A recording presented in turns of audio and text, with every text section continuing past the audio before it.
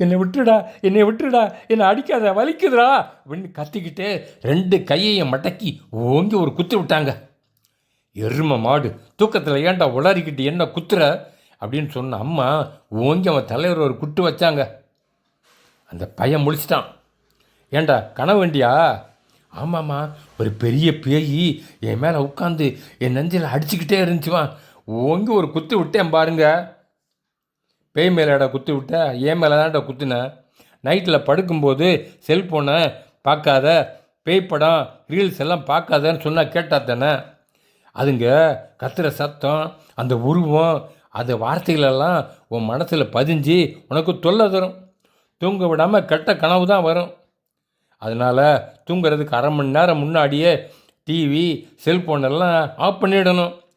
பெட்டில் படுத்துக்கிட்டு கண்களை மூடி, கடவுளே எனக்கு நல்ல தூக்கந்தாங்க, கெட்ட சொப்பனம் நாசமாசங்கள் ஏற்படாமல் என்னை பாதுகாத்துக்கிடுங்கன்னு கடவுள்கிட்ட பேசிக்கிட்டே தூங்கணும் அப்படின்னு அம்மா அட்வைஸ் பண்ணாங்கங்க. அது சரிதானங்க. பிரசங்கி 5:3 தொல்லையின் திரட்சியினால் சொப்பனம் பிறக்கிறது போல வார்த்தைகளின் திரட்சியினால் 3 சத்தம் பிறக்கும்னு பைபிள் சொல்லுங்க. ஸோ நைட்டில் பெட் ப்ரேயர் ரொம்ப அவசியம் தானே ஃப்ரெண்ட்ஸ். பை.